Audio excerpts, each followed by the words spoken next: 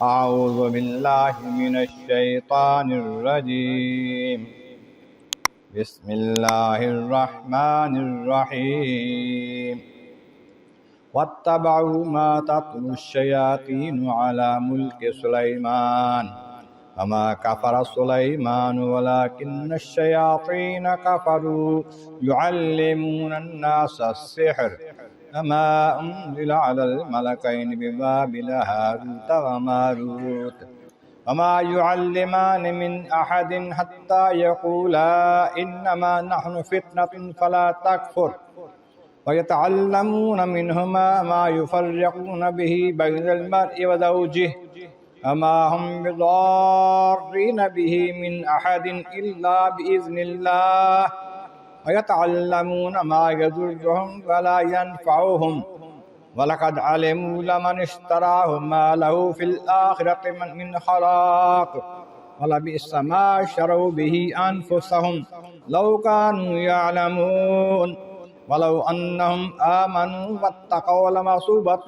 مِنْ عِنْدِ اللَّهِ خَيْرٌ لَوْ كَانُوا يَعْلَمُونَ وَلَوْ أَنَّهُمْ آمَنُوا وَاتَّقَوْا لَمَثُوبَةٌ مِنْ عِنْدِ اللَّهِ خَيْرٌ لو كانوا يعلمون صدق اللہ العظیم۔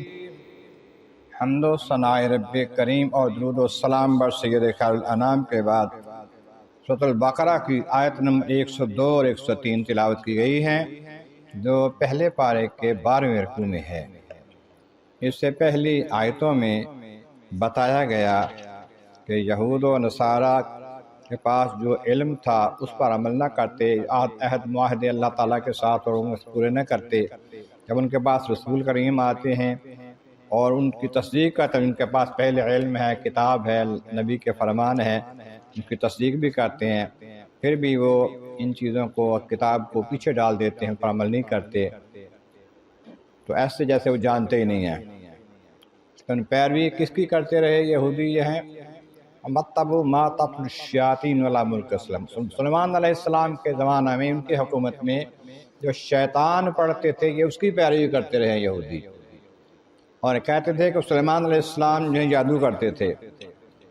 یہ ایک بڑی تفصیل کے ساتھ کہانی ہے۔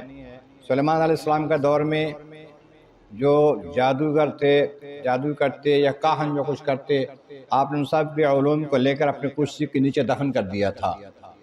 آپ کے وصال کے بعد شیطانوں نے کسی طریقے سے انسانی شکل میں آ کر لوگوں کو بتایا کہ یہاں نیچے خزانہ ہے، کچھ کرسی کے نیچے نکالا تو وہ کتابیں تھیں جادو کی۔ اب انہوں نے کہا کہ یہ جادو ہی تھا جس کی وجہ سے سلیمان علیہ السلام حکومت کرتے تھے، تو سب پر، انسانوں پر بھی، جنوں پر بھی اور جانوروں پر بھی۔ لوگوں نے جادو سیکھنا شروع کر دیا ان شیطانوں کے کہنے پر۔ تو فرمایا کہ سلیمان علیہ السلام جادو نہیں کرتے تھے۔ جادو کرنا، اکثر جادو جب کفر ہوتا ہے، بعض کفر کے بغیر بھی ہوتا ہے، لیکن زیادہ تر جادو جو اس میں کفر یا کلمات ہوتے ہیں۔ ما کفر سلیمان، سلیمان علیہ السلام نے کفر نہیں کیا، وہ جادو نہیں کرتے تھے۔ وَلَٰكِنَّ الشَّيَاطِينَ كَفَرُوا، شیطانوں نے کفر کیا۔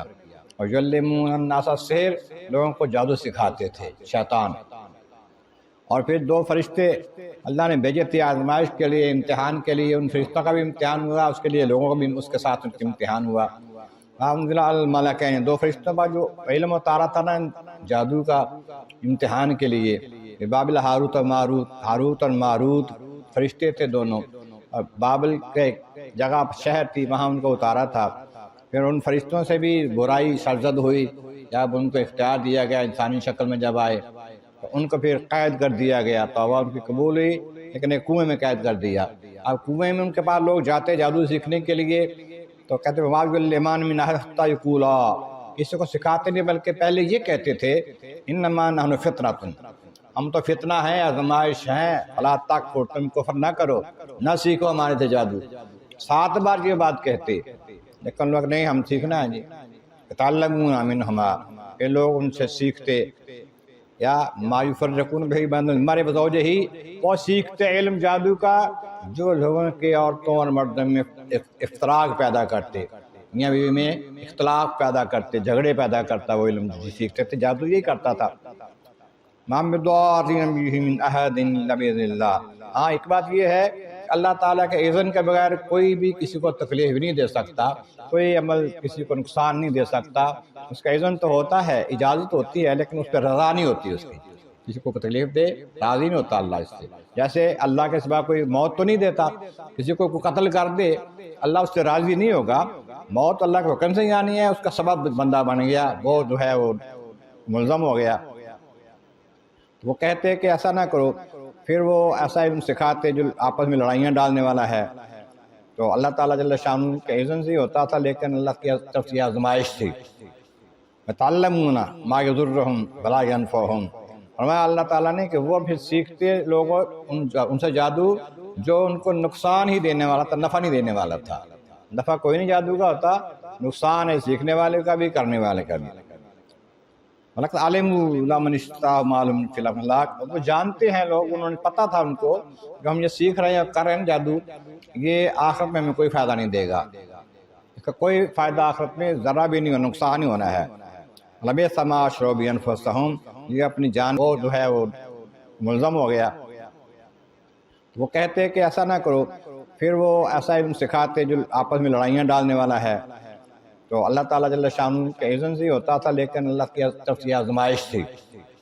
یتعلمون ما یضرہم ولا ینفعہم، فرمایا اللہ تعالیٰ نے کہ وہ پھر سیکھتے لوگوں ان سے جادو جو ان کو نقصان ہی دینے والا تھا، نفع نہیں دینے والا تھا۔